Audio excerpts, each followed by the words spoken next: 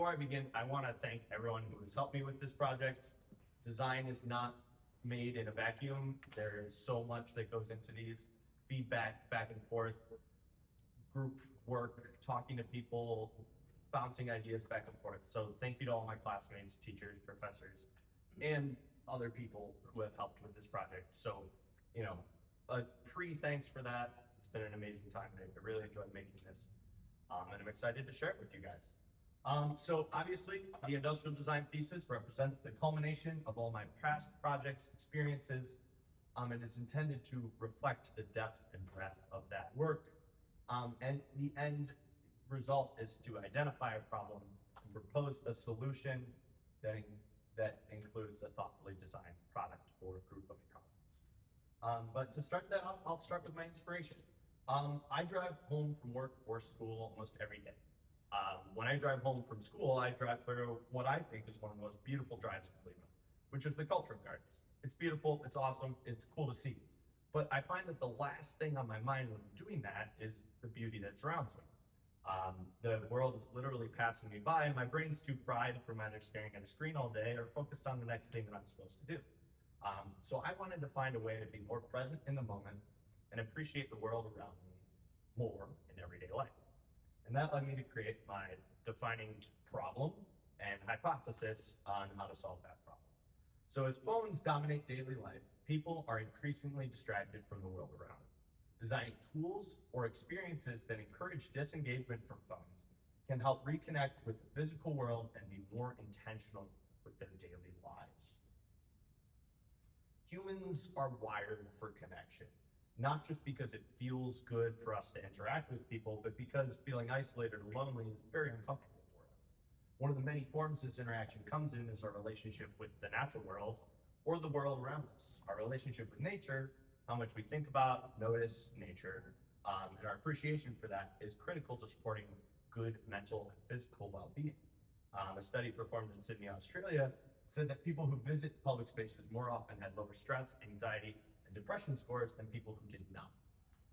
This presence in the real world strengthens our well-being, and that's the reality, but these things and needs are becoming increasingly unmet. And that is because of the world of digital infrastructure.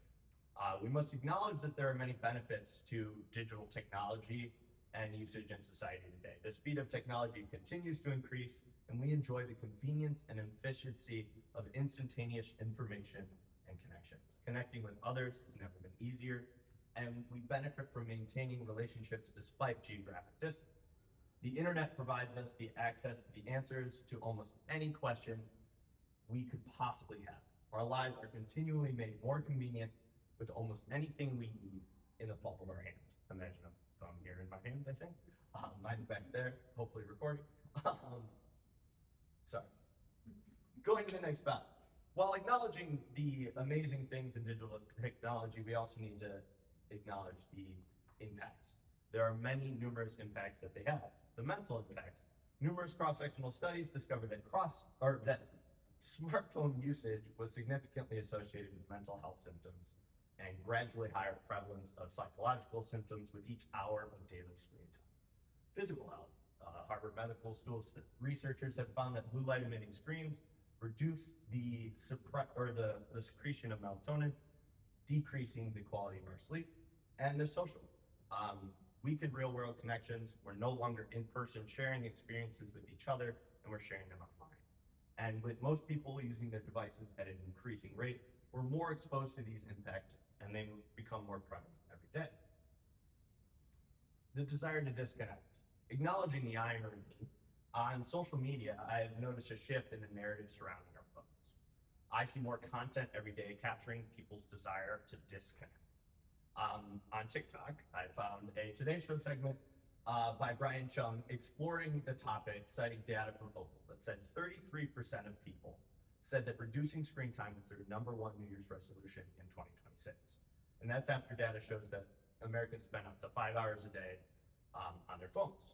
Olivia Yokobonis, who was interviewed in this segment, works for Opal, an app that limits the time you spend on other apps, and she says people are tired of losing time and of realizing after a long day they have not spent time doing things that really matter. There's a clear desire to make this disconnect happen, but how do we get this done?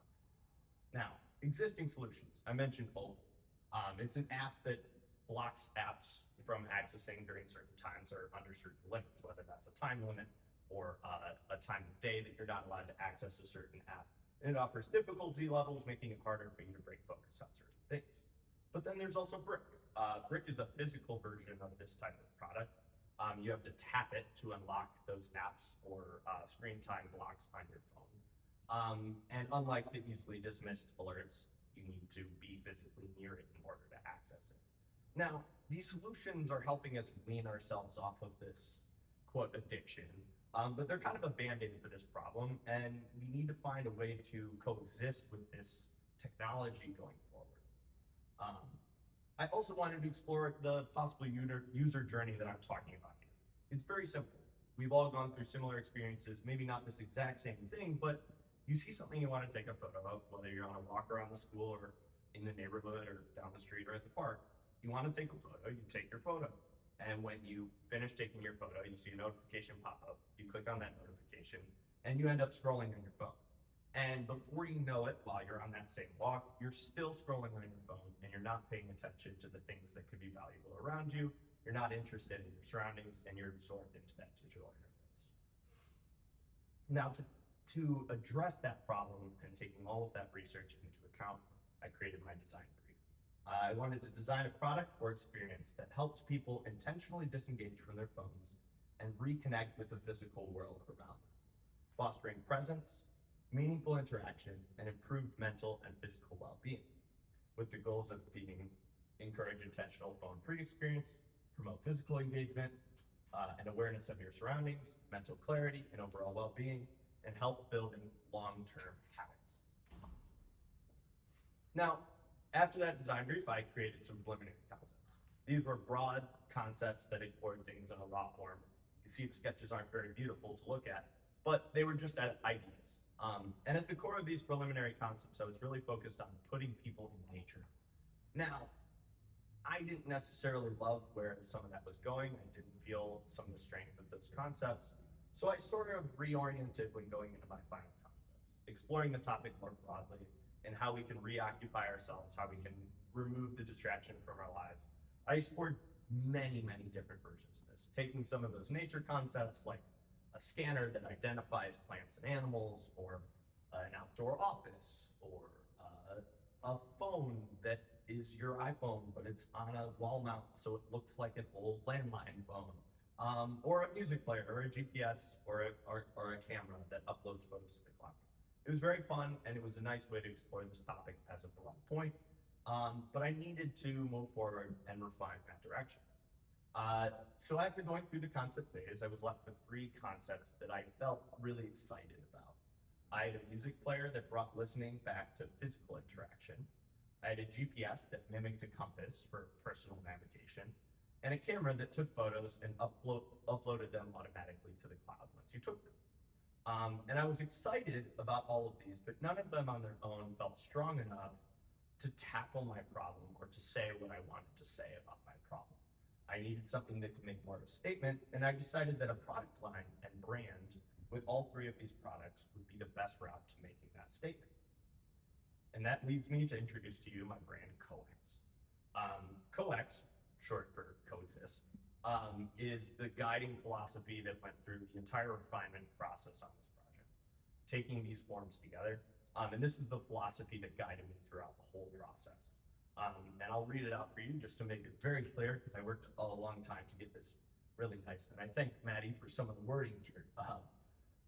Coex seeks to promote Coex seeks to promote clarity in the chaos of an infinitely digital world and foster coexistence with our phones. Resisting convenience isn't always realistic. Digital platforms are fast, accessible, and deeply integrated into everyday life. Some brands need to justify their existence by rejecting digital entirely, but we seek a balance. Coex offers more focused, distraction-free experience through products that highlight intentional interaction and balance digital technology. Now, through this, the goals were to create three individual products for individual purposes: a camera, a music player, and a GPS. I wanted them all to have the same form factor, meaning they're the same shape, size, and package. And I wanted to emphasize physical interaction with understated digital convenience. Now, through the refinement process, I also developed the brand that you saw there. I wanted to develop a brand wordmark, typeface, and color scheme that would continue to unite the products across the line. So I explored fonts and colors and all this fun stuff. This expanse of words and language goes on for like 5 feet beyond me. But it was a fun way to explore and rawly see what this brand could embody. And that led me to the final branding and the naming convention for these three products. The camera product would be called the Coex Lens. The music product would be called the Coex Groove. And then personal navigation product would be called the Coex Nav. And then you have a word mark for the entire brand as a whole. And any copy that relates to this brand is in the cool Vetica typeface with bold for headers and extra light for body copy. I just kind of wanted to create some branding rules and regulations for myself as I branded this product and brand going forward. Now, going into the form development of these physical products. Early on, I needed to broadly explore forms that could be embodying this product. So I explored random circle and square combinations of screens and different movements and really just gaining feedback from logical and illogical routes, trying to let myself free on this process and not necessarily restrict myself to one direction. I gained feedbacks on certain forms and favorite designs emerged over time. A form with a handle on it, you can see that starting to emerge there on the left, began to get bigger and people started to like it more. So I began to iterate on what that could possibly mean going forward. And that led me to take the handle form and begin to develop what it looked like. I wanted to refine the ergonomics of it. I iterated the shapes and surfaces, exploring different looks and feels. I tested having people hold each one, changing variables like height and size. And I also began to learn how the functions of that main circle body at the top could begin to interact with the body and begin to refine into the products that I was creating. And that leads me to, after the function was applied to each of those as individuals, how do they develop within the bounds of this form factor? I developed functional details to explore how the different parts interact. I refined the aesthetics along with texture differentiation across the line. And I explored how these functions could then be expressed in a final works like prototype. As you can see, all these images here were the exploration of these form factors, and you can kind of see that as I've talked through it. And that leads me to introduce you the final line of Coex here, and as you've already been looking at for the past 20 minutes. But you have the Coex Nav, you have the Coex Lens, and the Coex Groove. Now going into it, you have the Coex Lens. So starting from left to right, you have a slide and release switch for capturing photos. You have a dial on the side for zoom control. You have a 200 megapixel periscope zoom lens. You can also flip the viewfinder on the front to switch between portrait and landscape shooting. And you have a color e-ink display that allows you to navigate through the user experience. Now going through that experience, you have an opening screen. When you open it up, you have a ready to shoot screen. And it will stay like this until you capture a photo. When you capture a photo, clicking that capture button, it will slowly develop on the screen. Now you have your photo, and it might still be developing, but you have your photo, you can check that you got your shot, and it automatically uploads to the cloud. And you have no more interaction with this photo, and you can go on with your day. I'm now also going to explore a feature that will be on all three of these, but it's easiest to explore with the first one. So we'll go back to the first screen. And instead of just pressing it to open it up, we're going to hold this down, and we open up this basic screen. You've seen a similar screen like this on your iPhone. Similar. You can power off, which resets and turns off the phone. You have a ping button and an emergency call button.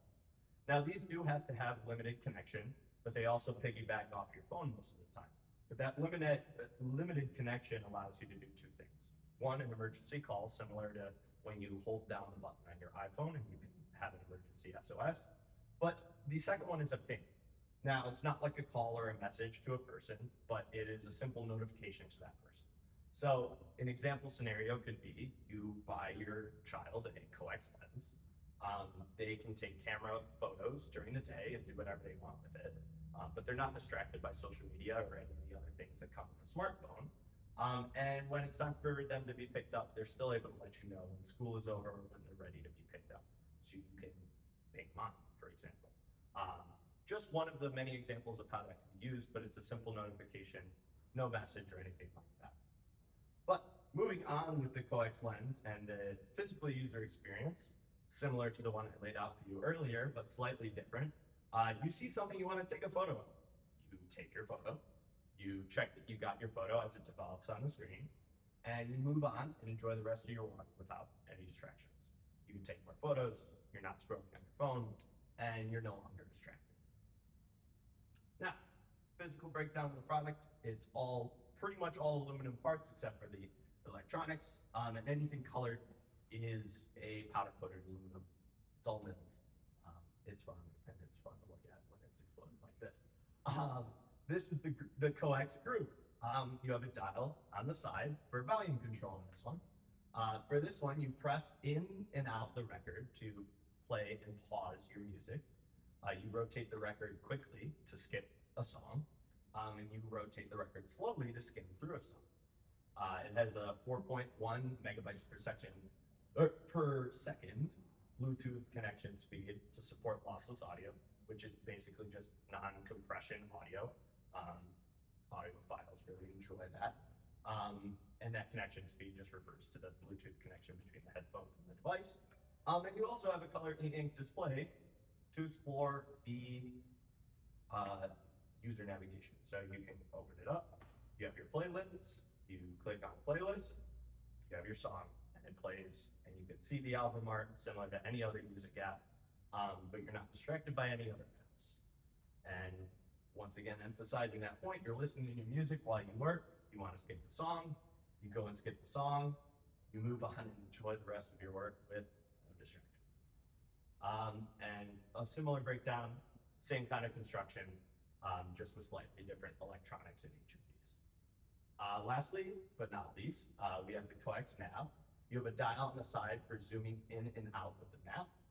You have a compass needle that points you on your way. You have a rotating bezel to set your compass bearing.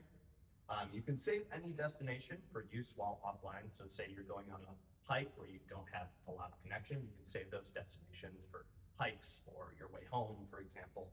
And you can have those things ready to go even when you don't have connection. But you also have a color e-ink display that helps you navigate to the UI. We open up the UI, we can select a destination. We'll select towpath trail here, regular directions. And when you're using the regular directions, your compass over there on the left points in the direction that you're moving.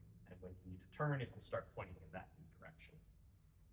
But if we go back and we hit orienteer mode, we are now navigating with compass bearings. So this allows for a little bit more of an interactive experience, but this is a choice. You can use regular directions or orienteering directions. So in this example, you would rotate the bezel to 30 degrees northeast, and you would walk on that vector for 500 feet. It promotes learning about how compasses work and can be an interesting interaction, but is a second layer to this and doesn't interfere with people who don't necessarily know how to use compasses. Lastly, simple user experience on this. You are on a walk, you want to go to a new restaurant. Instead of going to that new restaurant, you decide to go somewhere else, so you change your destination, you reorient, and enjoy the rest of your walk with no distraction. And a simple product breakdown of that. Again, similar construction, just different electronic parts. And lastly, we have the charging bases. So each one of these devices charges with the USB-C charger on the bottom. And the cord and you have a charging base that comes with it. You have a cord that connects to that base, so you can charge it individually. But those bases also interconnect. So if you have multiple of these devices, you can use them you can charge them at the same time and display them together. These charging bases are mostly for display. That's why I included USB-C charging, so that you can just charge them normally. Say you're hiking or something like that, and you don't want to deal with all these base things. But it also allows you to show them off if you want. And that sums up my industrial design thesis and my brand of coax. Thank you guys.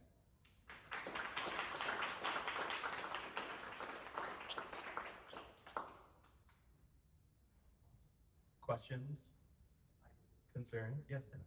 Um, so did you ever decide, when you decided on three versus two versus one Mhm. topics, was there any consideration about combining these three into one? Yes, there was a lot of consideration actually. I was, there was a big decision of, I'm going to make these three separate products, right?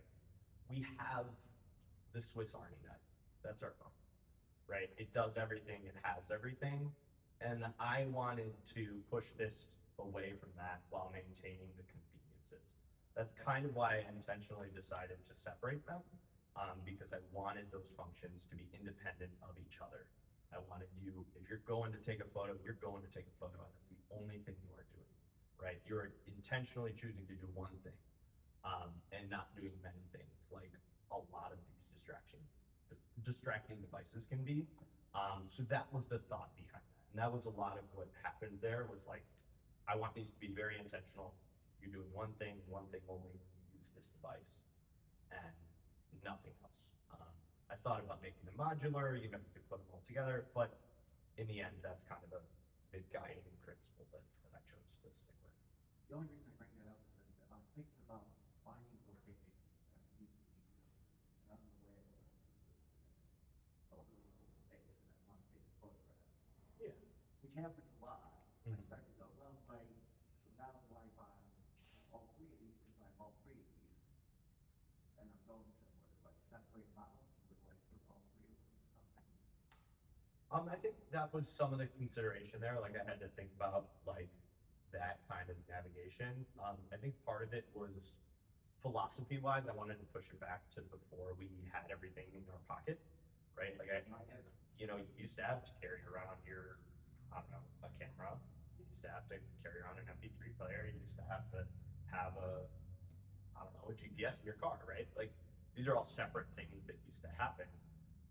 And part of that intentional choice to make them separate was motivated by like, let's just get rid of some of the noise here and focus in on what these things actually do. So that was kind of the motivation behind those choices. Other question? What you just mentioned, those three, because I was wondering how you chose those 3. Mhm. And you kind of answered it there, but still was like, how did that enable you to get down to these 3 sort of functions and how that goes back and relates to um, helping reconnect with nature or not getting distracted while I'm trying to reconnect with nature as opposed to all the other things you could have Sure. chosen? Part of it was they were the things that I had made concepts on. Like that's just where my process had led me, where these were like 3 things that I was like, oh, these are intentional things that I can have people do. And it just kind of trickled down. It wasn't necessarily like I'm gonna spread out all the phone apps on a table and pick 3 of them. It was kind of just where my process led me, and I chose these as that core. There was at some point where I tried to think of like, what are the, like if this expands, right? Like what are the other apps that this could cover, or what are the other things that this could do as individual devices, right? And these were the ones that kind of had the strongest like function behind them. Like I could have done a calculator or like trying to think of other ones in my head, but like that, yes, if that answers your question. Yeah, I think you kind of probably followed it intuitively. Yes, no, that's really where it But came to from. your point before, and I think it's worth sort of underscoring it, that idea of you only have to go back 20 years.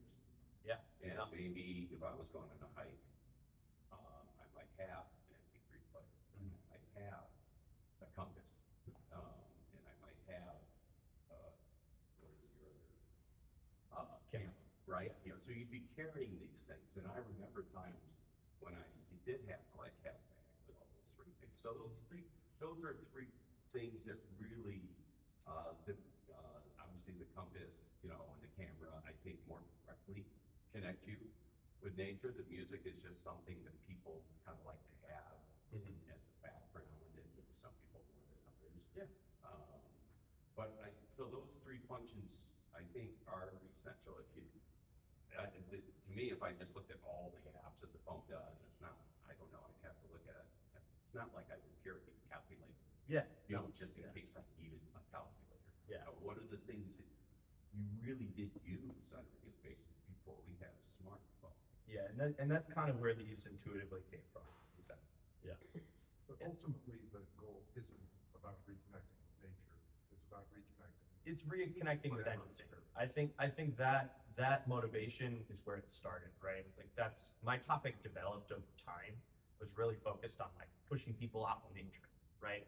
Which is great, but I'm not in a forest all the time, and I want to be connected with I don't know, the things on the street, you know? So it was more about reconnecting with us, just our surroundings and not being distracted versus reconnecting specifically with nature. And I think it still pushes nature as well. Like you can take this on a hike, you can take a camera with you and take photos, and you can also navigate with your compass, right? Like it can be that, but it can also be I'm going to go to a new city and explore and pick a new destination, walk around and take photos, right? Like it can evolve to cover those bounds, and that was kind of what a lot of that intention was looking to fill. I think that's a really good point, you know, that Stan pointed it out. And I think that could be made a stronger point in the presentation in terms of it may have started with this idea of connecting with nature. Yeah. But even your examples showed things that were starting to break away. Yes. Like one is just doing work, and even the ones with nature were more like urban. Yes. Things No, like exactly, that. yeah. So understanding that maybe it started with this one strong element, but it's really about helping us keep focused on what we're trying to do. Oh yeah, totally. So, yeah, I want to congratulate you on a very professional presentation. Thank you. And, your models there and all of the graphics are very good. What were the greatest challenges in this work and how did you handle those? Awesome. That is a great question. I do think it comes from part of what we were just talking about. Early on, I had a topic that was a little bit more nature oriented. I probably could have emphasized that change in the presentation, but I wanted to focus in on like what the end result was. But through that process, early on, I was like, I want to do something that pushes people out in the woods and we reconnect with nature and be outside and all that, which is great and awesome. But I really struggled with what that looked like. And I didn't love any of the directions that I was moving. And that was like a really tough pivot point for me. And that was right after, like, right before winter break was where I tussled with that. Like, I have this topic that is interesting, but I'm not excited about any of the solutions. I wasn't excited about what I could make with it. So I needed to somehow reorient and pivot into something that could be really inspiring for me to like, I wouldn't have put as much work into this final result if it had been something that I was less passionate about, right? And that was kind of where I really struggled was pushing myself to reorient my topic, still related to like getting people to reconnect, but also into a realm that could be more applicable and more exciting to an end result product. Um, to answer your question, yeah. Jason. Yeah. The reason for being like 100%, I've legitimately walked away from the counter at the coffee shop today because I pulled out my phone and I started like looking at an email that I received. I pulled my phone out of my pocket to use my tap to pay feature.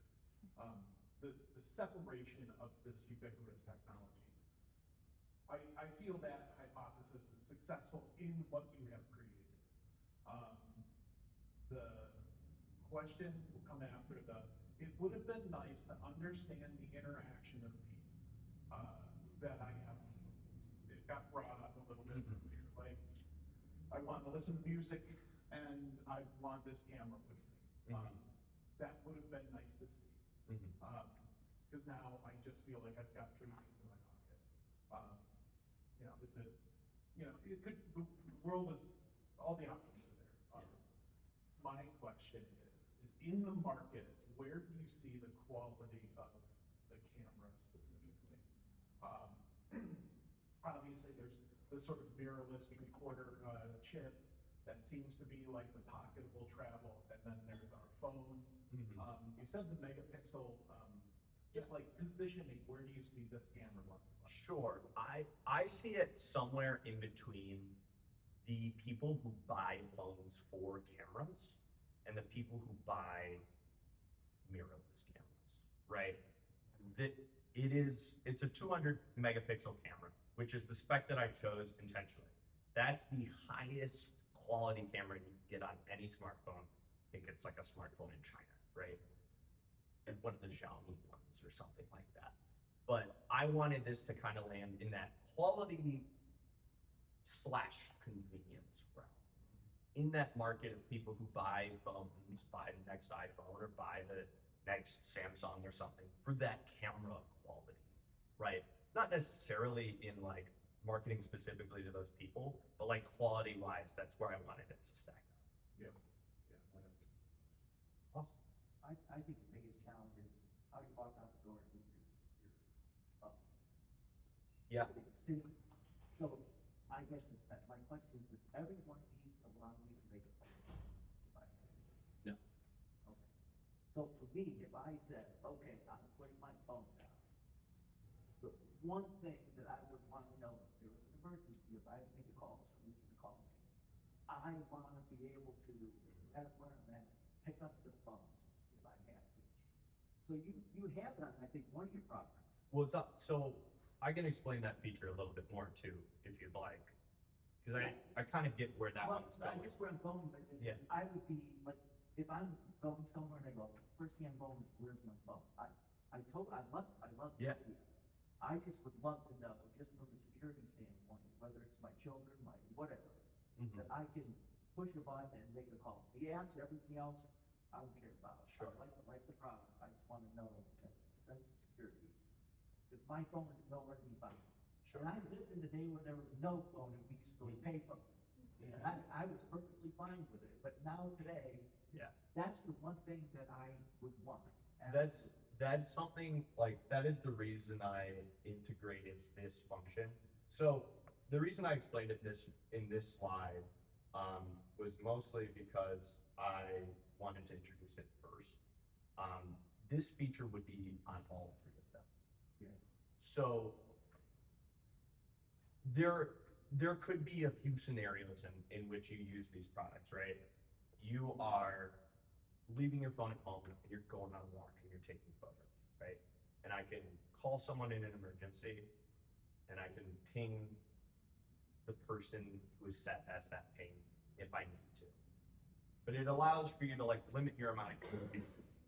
But because these devices are intentional, they don't, even if you have your phone in your pocket, they demand more attention than your phone, right? If the thing you're doing is taking a photo, you don't have your phone out. And that, like, it's great if you can leave your phone at home and you're comfortable leaving your phone at home, but you can also still have your phone on you and not be distracted by it, right? You can still have it in your pocket if you need to call someone specific or send a specific message or read an important email. Like, those are things that our phones give us that are easy and great and convenient. But they are distracting. So this allows you to commit those outlets of like taking a photo, navigating, listening to music, commit those outlets to be distraction free. And I think that's kind of the logic of that was like, I don't want these to be super communicative because I'm not denying the fact that you'll probably have your phone in your pocket still because we just use them for so many things. But it does allow for the option where you feel relatively comfortable leaving the house without it. Yeah. So just some observations. First of all, this is a trend. Yeah. Like there is most definitely, there are young people purchasing iPods because they have no mobile phone functions. Precisely. There are dumb phones. Yeah. So this is emerging. In my mind, this works first as just a statement about where we are and bringing awareness to the issue, which is we do it all the time. Like, do one thing, get pulled down a rabbit hole. Yeah. That said, so I'm a parent who with all my kids have withheld phones for as long as possible. Yet, I've also realized that by doing so, we have withheld cameras because the cameras aren't the same. They're like, Yeah. primary camera is on phone. Music it's on phones and iPads. Navigation. So and there are ways around that. But that said, I know this wasn't the intent, but when I look at the color scheme, I see the potential for very low cost consumer electronics for kids to engage with photography, music, and navigation, with also the backup of I can contact my Yes. Yeah. I think that, and we have talked about that before, Dan. I think that's like, and I like that you brought up the theory of this, like, to explain it to everyone, like, originally this was like, I'm wanting to say something about the current state of things, as Dan put it, right? It just so happens that it can be a nicely marketable product at the same time. And what Dan is also saying, I think that's one of the many outlets that this could go into, right? It could fill this market of young people like my age wanting to get off their phones and disengage with social media and re-engage with these physical, nice objects that are great for interaction. Or it fills the need of a parent giving a child a camera again that they still feel safe to communicate with their parent. Just wanted to emphasize that because thank you for bringing that up. But very nicely detailed, really nicely thought out. Thank you. Yeah.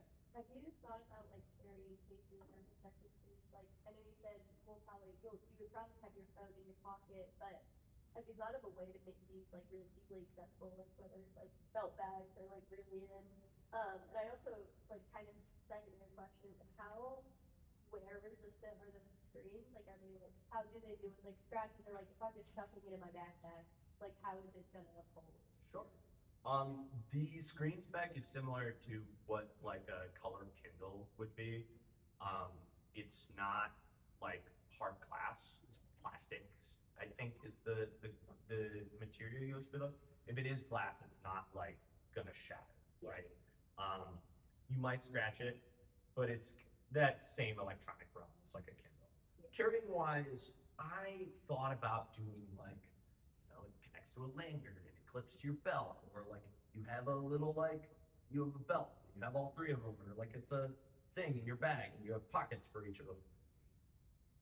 And then I thought about like phones and the way we use them. I wanted them to fall into that realm, right? Uh, there is a market for people who want a clip-on phone on their belt, and that was not the market I was necessarily targeting. So I kind of wanted to keep it in that realm of like, I just have this thing in my pocket, and that's where it lives. It can live in my bag or my purse if I wanted to, and I feel relatively safe putting it there. But I don't need this like special place for it. The special place ended up being these charging spots that I can kind of like, say you're playing music in the house and you want to show off what you're playing. It just looks nice, right? That was kind of the intention there. I'd like to go deeper into this connection between these products and your phone. Sure. Some really interesting comments were made about this, and you even said that maybe you probably have your phone with you anyhow, or in Dan's example, maybe there is no phone and it's just these items. I think that could be explored a little deeper because it seems like in some of the conversations, these things might need to be connecting to the phone, like they're subservient to the phone. Sure. And the phone is still uploading a picture to the cloud or something like that. Sure. Or can they work independently? Can I just take the camera out and it'll store 30 pictures, and I don't need this extra service that the phone is giving me? I think that needs to be maybe looked into a little further or explained further to see how do these collaborate. I was kind of waiting for that question to answer that question. It wasn't something I necessarily wanted to like feature in here and talk about how like the sim stuff works or whatever that is. My relative answer for that is that most of the time it can piggyback off your phone's connection, right? It needs to be exchanging data and information, right? It needs your playlists, it needs to connect to the cloud and upload those photos. It needs the ability to connect to cellular data to gain access to the information it has. But those small communication aspects could be semi-separate. So it would have a smaller, much smaller cellular plan for limited connectivity, but for primary aspects, it would piggyback off of the phone. That's my basic answer.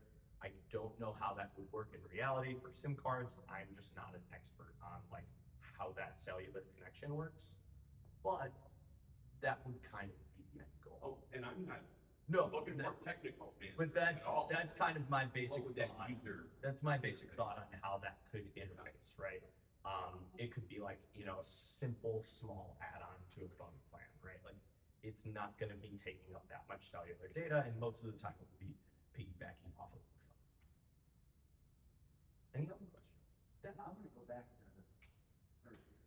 All right. First year in the project, first project. What You mean software? yeah, what was the project? Food care.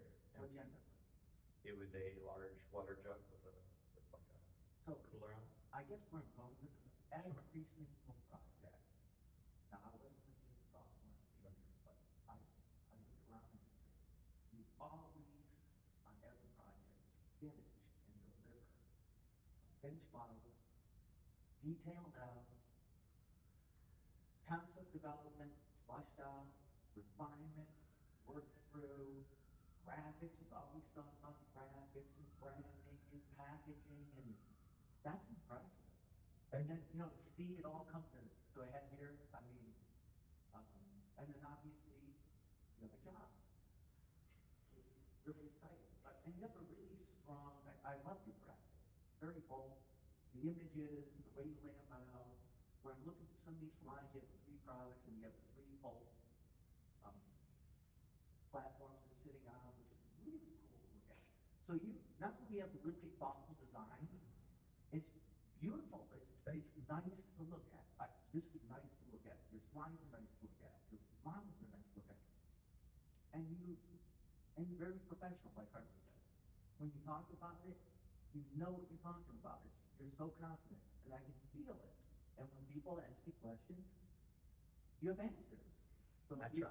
you're not stuck, Right. which is really cool. Yeah. It may be the tough question, but you always come back and you have like a reason for why you do it. So, Thank you. awesome. Thank you. I'm going to jump in with just one more of the nitpick question, but I think you said this would be powder coated aluminum. Yeah. Why? I wanted bold, bright colors, and I did not want anodized colors. Anodized colors tend to be like a little muted, and they can be bolder, but I wanted something that was more bright and contrasted the raw aluminum on the base, right? That was kind of why I intentionally said powder coated. Now, those parts could be plastic if they needed to be, you know, like, you know, I go through manufacturing at work, right? Like these things change from their original intentions. But in a perfect world, these would be precisely manufactured in aluminum and be beautiful and powder coated, and it would be the exact finish that I want. I know that real products aren't like that, but that was the intention of those choices. Okay, because I've seen some pretty intensely colored anodized Yeah, aluminum. yeah, It no. has almost like a reflective Mm-hmm. quality to it. I'm not familiar with powder coating in a small detailed part like this. I usually see it in something heavier duty, more rugged that really needs to withstand abuse. Yeah. I would be curious how will powder coating would work in this kind of detail. I would assume that, I would theorize that the manufacturing process would probably change if it were made physically. But like I said, you know, it's just the intention.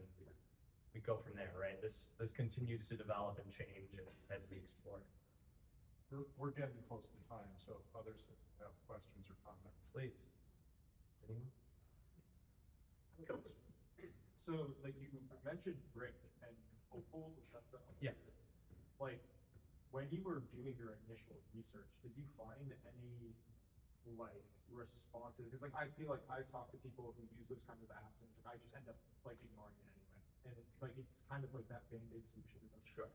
Like, did you do research into that led you into, like, making the solution, like, a new product that pulls you away from the phone and offers an alternative? Like, I was curious how, like, looking at those current solutions and how they weren't working informed you to make these three. Sure. I think it took partial inspiration from what Brick did. It was an answer to the low, like, likelihood of you listening to an app notification, right? Like the iPhone screen time stuff is basically a non-existent barrier. I've had them on my phone for like 2 years, and I deny the limit thing every day, and I'm too lazy to go turn them off, right? But I deny it every day. Opal is a little better, and I haven't tried it personally, but I know people have used it, and they still like are still on their phone all the time, still using things a lot. I think what I found inspiration in was what Brick did is a physical barrier to that level. The one thing I wish I did in this research, and I just don't think I had time or the money to commit to buying it, it's like a $60 product for like a little cube that like helps you, which is like not a bad price, but I just, at the time didn't want to pay it. The one thing I wish I'd done in my research was test that thing out. Because one, I want to be better about my phone. That's part of where this inspiration comes from, but also like it might have helped me with some insights there. But that's part of the inspiration for these to be like physically separated, right? It's not an integration feature. It's not an app, right? Like Doug was telling me like a few years ago, right? In design, the question would always be like, why isn't this an app, right? Like, but now the question is like, why is it not a physical thing, right? So it was kind of, that was part of the motivation behind these becoming three physical individual products. I mean, part of that like philosophy that came through. So yeah, long breath answer to that question. Yeah. Yeah. I too want to just appreciate your approach to design systems from a kind of like overall thinking through a visual language and how you're communicating these things through image and text is really strong. It's really comprehensive and it's effective. Like especially I think these 3D renderings, they showcase the materiality and the form of your products really well. I also think from a graphical standpoint, your objects are very graphic in and of themselves. There's shape and color utilized in a really kind of like distinctive way. And I think especially in like a suite of three products, that feels like there's a lot of room to play. I think I would have loved and maybe you still have it is iteration through different colorways, through different color like dial patterns, through different I almost want a little bit more variation between the three to show kind of like how they can still be different but live cohesively. But I think where you landed feels really resolved, really tight. And from a manufacturing standpoint, I would assume that like the cost of making three of these would be less than like three very different looking things. It seems like all of the shapes being similar could probably, I don't know, I don't understand that world, but I would guess that would work out. That was part of some of the form factor motivations, right? I work at a company where like platforming is massive, right? You build off of one base thing and add little things to make it its own thing that's separate from something else, right? It does relatively the same thing, but it fits a different brand, it fits a different function. And that was similar to the goal here, right? These chassis, we'll call them, they're all the same. Same dimensions, same width, same screen size, same everything, right? These dials are the same shape. These handles are the same relative thing. So you change a piece in a mold and have a different part. Now, it doesn't necessarily work with milled aluminum. Again, that's the manufacturing parts, but no, it's really tangible. It's because the form is so simple. And I think that system it just showcases the way you think. What I've noticed over the years, you have a very systems-based approach. And that's really beneficial.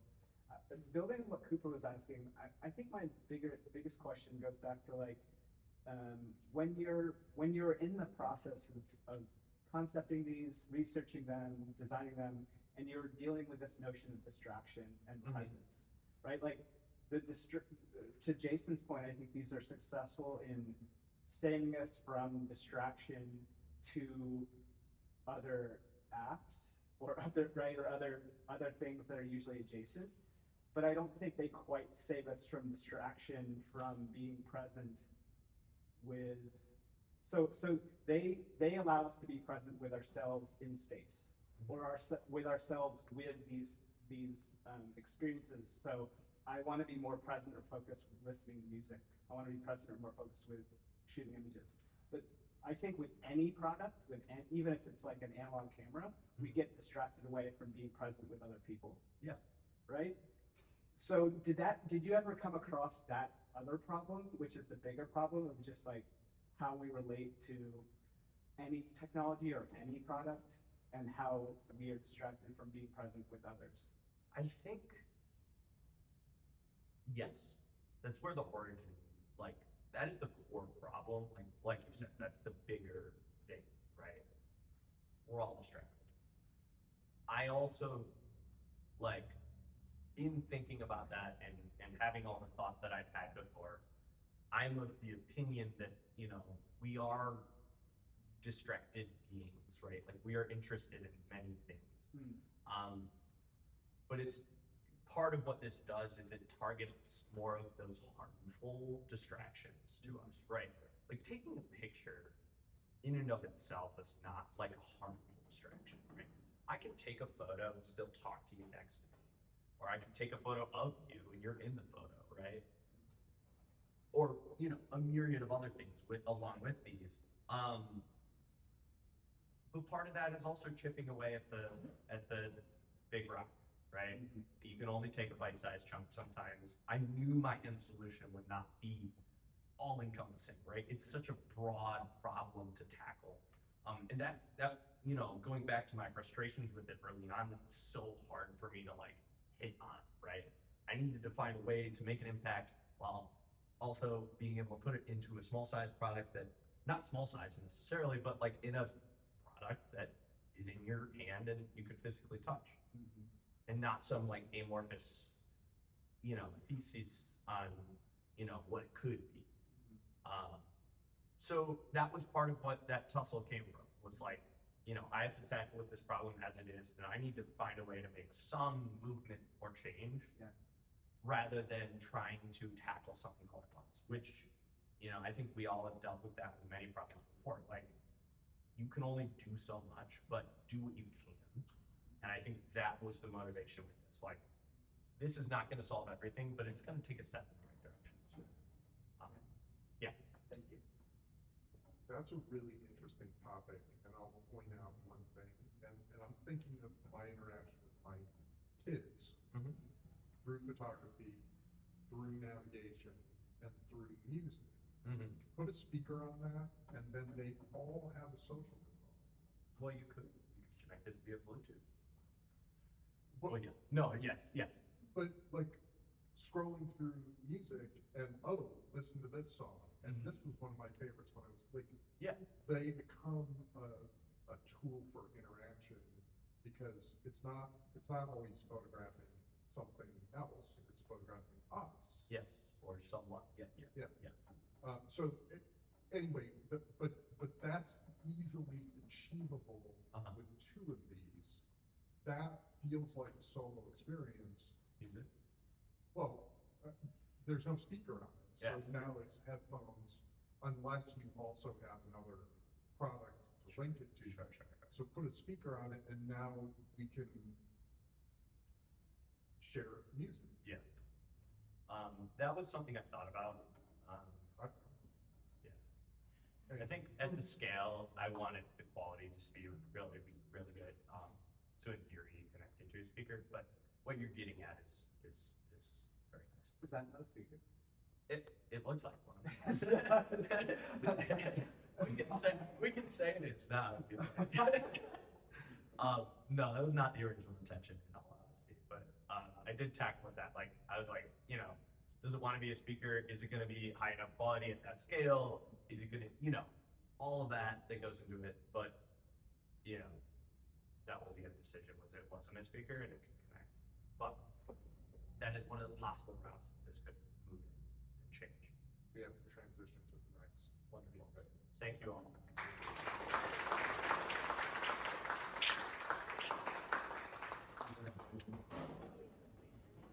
Thanks.